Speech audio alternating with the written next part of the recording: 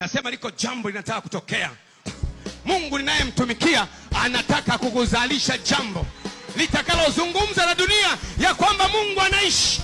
Visiwa na viimbe Mungu anaishi. Ndege wa angani wapige kelele wakisema Mungu anaishi. Mashamba na mabonde na mapoli na milima ipige kelele Mungu anaishi. Tanzania na ipige kelele. Kutoka Holoholo mpaka Namanga. Kutoka Holoholo mpaka Namanga wanadamu waimbe Mungu anaishi. Kutoka Tunduma mpaka Silali watu waseme Mungu anaishi. Kutoka Argentina mpaka Tokyo watu waimbe Mungu anaishi. Hebu sema Mungu anaishi. Shandoko sakaparata yeke pasuto shapa ria makapa seke shata. Something is about to happen. Sikiliza vizuri. Matukio yote anayofanya Mungu kwenye Biblia, kwa vile haonekani, huwa anafanya matukio ili watu wote waseme kama asingekuwa Bwana Israeli na aseme sasa.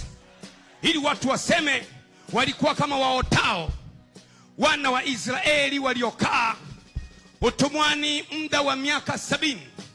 Mungu alipoamua kuwarudisha walikuwa kama waotao. Hawaamini kwamba ndio wanakwenda. Na mimi naongea na mwanamke, naongea na kijana. Liko jambo linataka kutendeka kwako. Utakuwa kama mtu anayeota ndoto ili ujue ya kwamba Mungu anaishi. Mungu anaishi. Liko jambo ambalo Mungu anataka kutenda ili azungumze na ndugu zako kwamba Mungu anaishi. Liko biashara Mungu anataka kufungua ili azungumze na waliokudharau kwamba Mungu anaishi. Wanasema wewe ni mzee, huwezi. Yuko mzee mwenzako anaitwa Ibrahimu aliyekuwa na miaka 75 hana mtoto. Alipofika miaka 90 Mungu akamtokea akapata mtoto. Yuko mwanamke mzee Sara aliyekuwa na miaka 90 amekoma kwa desturi ya wanawake, lakini Mungu akamwambia nitakuja kwako ili ujue Mungu anaishi. Mungu akamtokea akatunga mimba. Hakupewa bed rest wala hakupumzishwa wala mimba haikuharibika. Mtoto akazaliwa Isaka. Isaka akazaliwa na mwanamke mkongwe. Isaka akamzaa Yakobo.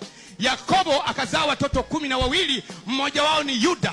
Yuda akamzaa Yesu mpaka ukapatikana wewe kutoka kwa mwanamke mkongwe sana aliyekuwa hawezi kuzaa. Likazaliwa taifa la Israeli na Mwokozi Yesu akazaliwa. Hii ni kuthibitisha kwamba Mungu anaishi.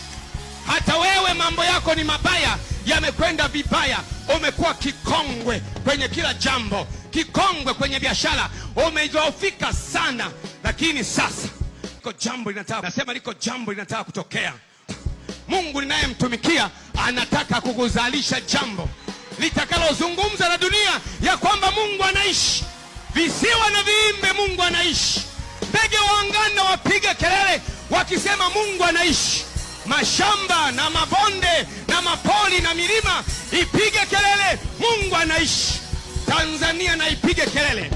Kutoka Holoholo mpaka Namanga.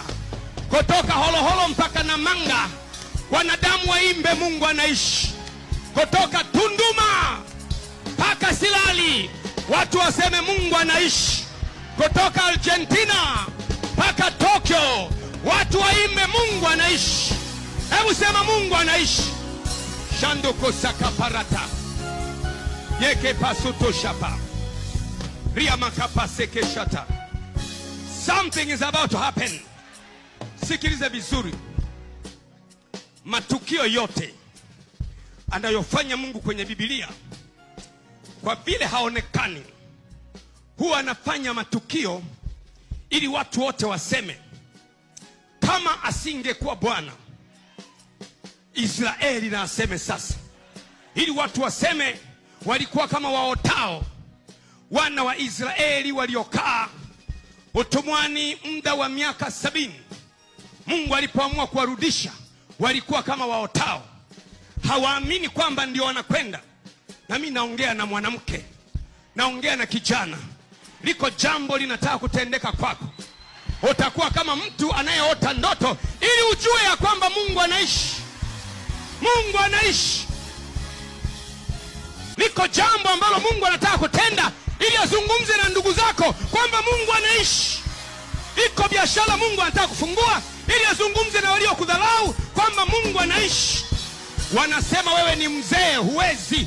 Yuko mzee mwenzako anaitwa Ibrahimu, aliyekuwa na miaka 75, hana mtoto. Alipofika miaka 90, Mungu akamtokea akapata mtoto. Yuko mwanamke mzee Sara, aliyekuwa na miaka 90, amekoma kwa desturi ya wanawake, lakini Mungu akamwambia nitakuja kwako ili ujue Mungu anaishi. Mungu akamtokea akatunga mimba, hakupewa bed rest wala hakupumzishwa wala mimba haikuharibika. Mtoto akazaliwa Isaka.